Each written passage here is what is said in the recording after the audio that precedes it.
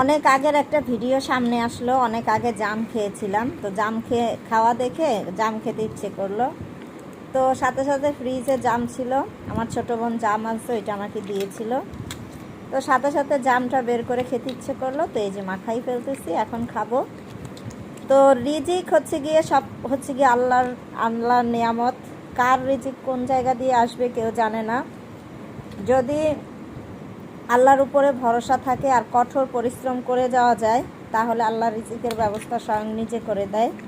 অনেক মানুষ আছে অলস, সারাদিন ঘুমিয়ে থাকে, আল্লাহর নাম নেয় ঠিকই, মনে করে আল্লাহ দেবে। আল্লাহ কিন্তু বলছে যে আমাকেও স্মরণ করো এবং তুমি পরিশ্রমও করো। তুমি ঘুমিয়ে থেকো না, তুমি চেষ্টা করো। তোমাকে ব্রেন দিয়েছি, তোমাকে হাত পা দিয়েছি, সব কিছু দিয়েছি, তুমি শুধু সেটাকে ব্যবহার করো। তুমি ব্যবহার করো, দেওয়ার মালিক আমি।